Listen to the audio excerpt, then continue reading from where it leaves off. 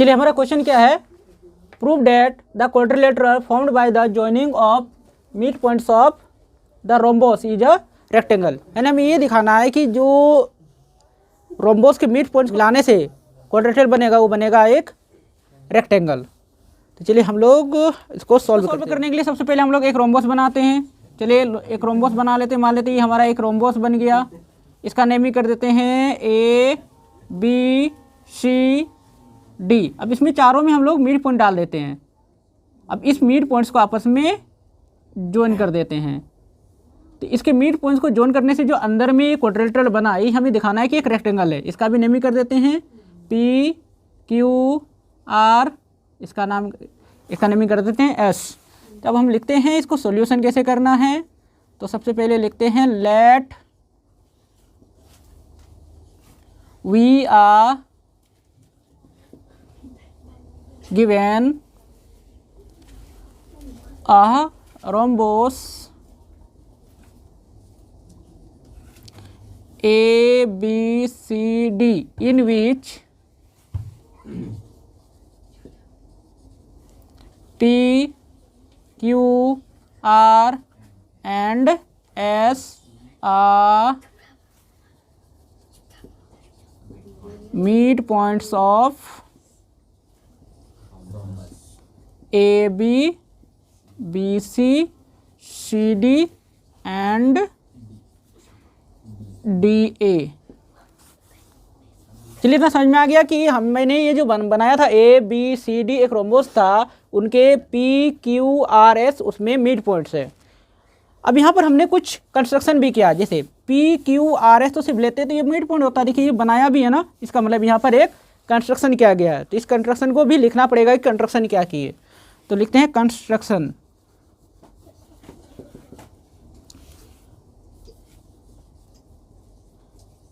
Meet P Q Q R R S and S P. अब हमें ये दिखाना है कि जो अंदर वाला क्वाड्रिलेटरल बना वो एक रेक्टेंगल है। तो इसको समझने के लिए सबसे पहले ये जानना पड़ेगा कि एक रेक्टेंगल होता क्या है। तो रेक्टेंगल क्या होता है? रेक्टेंगल एक ऐसा क्वाड्रिलेटरल होता है जिसमें अपोजिट साइड आपस में इक्वल होगा, जिससे ये वाला इसके इक्वल होगा और ये वाला इसके इक्वल होगा। अगर कोई ऐसा फिगर हमें मिल जाता है कि इसमें अपोजिट साइड इक्वल हो और एटलीस्ट वन एंगल अगर 90 डिग्री हो जाए तो यह एक रेक्टेंगल बन जाएगा। तो रेक्टेंगल को शो करने के लिए अगर हम इसका 90 डिग्री हटा देते हैं तो 90 डिग्री हटाने से जो बचता है हमें दिखाना पड़ेगा कि ये एक पैरेललोग्राम है। अगर एक पैरेललोग्राम है और उसका एटलीस्ट वन एंगल 90 डिग्री आ जाएगा ना, तो ये पता चल जाएगा कि पैरेललोग्राम से अपने आप रेक्टेंगल में चेंज हो जाएगा। Got it? पहले हमें ये दिखाना पड़ेगा कि पी क्यू आर एस जो है वो एक पैरेललोग्राम बन रहा है। अगर इसे हम पैरेललोग्राम सिद्ध कर देते हैं यानी प्रूव कर देते हैं, उसके बाद अगर उसमें 90 डिग्री ऐड कर देंगे तो अपने आप वो रेक्टेंगल में चेंज हो जाएगा। तो इसके लिए देखते हैं क्या लिखते हैं। तो कंस्ट्रक्शन में एक और ऐड करना पड़ेगा कि हमें ए से सी तक मिलाना पड़ेगा। ठीक है, तो जॉइन ए सी, मैंने ए सी को भी मिला दिया। ठीक है, अब ए सी को मिलाने से क्या हुआ, ए सी को इस तरह से मिलाया कि where A C parallel to P Q and A C parallel to S R. अब हम यहाँ देखते हैं कि क्या होता है। तो यहाँ देखिए एक ट्राइंगल बन रहा है ए बी सी। तो लिखिए in triangle A B C, A B C में क्या है कि P एंड Q आर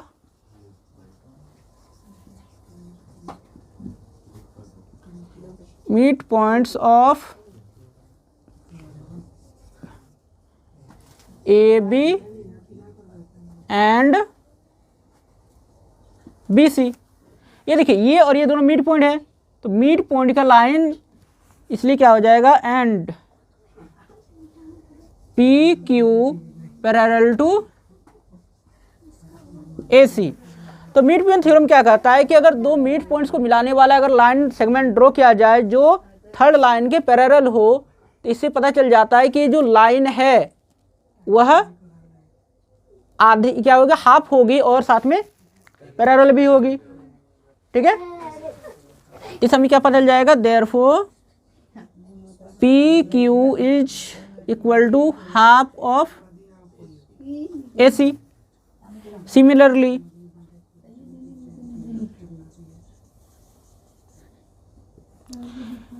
क्या हो जाएगा, SR is equal to half of AC। देखिए हाफ ऑफ AC है, तो हाफ ऑफ AC और हाफ ऑफ AC आपस में इक्वल है। तो देखिए राइट हैंड साइड के इक्वल होने की वजह से लेफ्ट हैंड साइड के इक्वल हो जाएगा। तो यहाँ से हम क्या रिजल्ट निकाल सकते हैं कि PQ is equal to SR। Let's consider equation 1। Again हम अगर इसको इधर से ज्वाइन कर दें तो हमें क्या मिल जाएगा, now in triangle ABD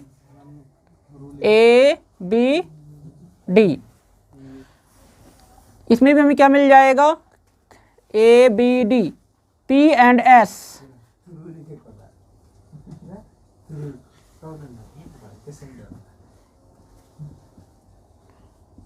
mid points of AB and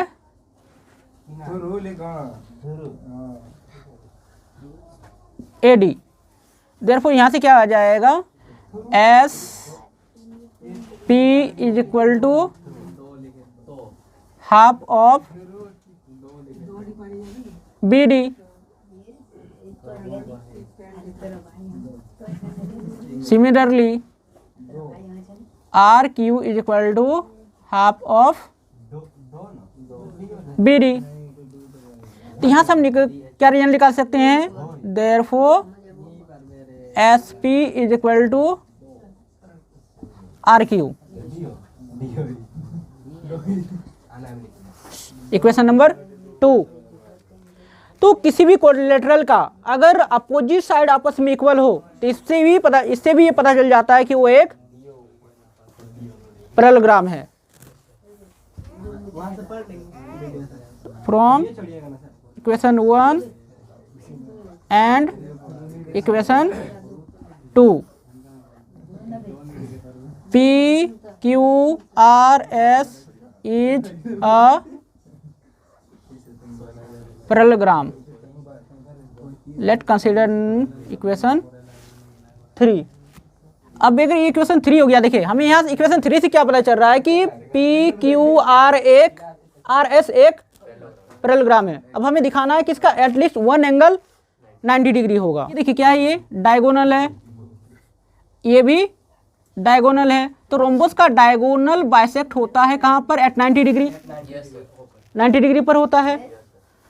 अगर यहाँ पर हम कुछ नेमिंग कर देते हैं O, और यहाँ पर कुछ नेमिंग कर देते हैं, यहाँ तो P है, ठीक है, O यहाँ पर ले लेते हैं N और यहाँ ले लेते हैं M, तो हमें क्या पता चल जाएगा, नाउ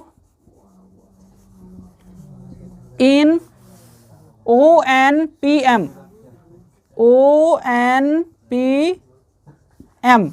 हमें क्या पता चल गया, देखिए हमें पता चल गया कि ये इसके पैरेलल है और साथ में हमें ये पता चल गया ये भी इसके पैरेलल है। तो यहाँ से हमें क्या पता चल रहा है कि OM parallel to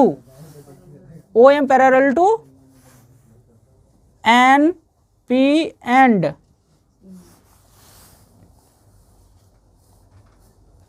MP parallel to ON। अब देखिए ये चीज कहाँ से पता चल रहा है, देखिए क्योंकि पूरा का पूरा AC पैरेलल है PQ का, तो कोई भी पूरा का पूरा अगर लाइन अगर पैरेलल हो तो उसका थोड़ा सा भी पार्ट भी पैरेलल होता है, इसीलिए इसका ये थोड़ा सा पार्ट इसके पैरेलल हो जाएगा। इसी तरह से इसका देखिए ये इसके पैरेलल है, इसलिए इसका थोड़ा सा पार्ट इसके पैरेलल हो जाएगा। अगर अपोजिट साइड पैरेलल होते हैं तो भी वह एक पैरेललोग्राम बनता है, इसलिए क्या हो जाएगा, therefore ONMP is a parallelogram जाएगा angle SPQ, SPQ is equal to angle AOB, AOB। इसका रीजन है अपोजिट एंगल्स ऑफ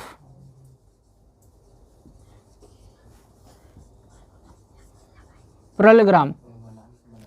तो यहाँ से क्या रिजल्ट निकलेगा, angle SPQ is equal to 90 degree.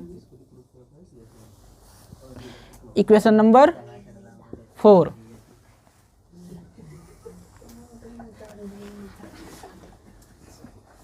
From equation 3 and 4, PQRS is a rectangle, proved।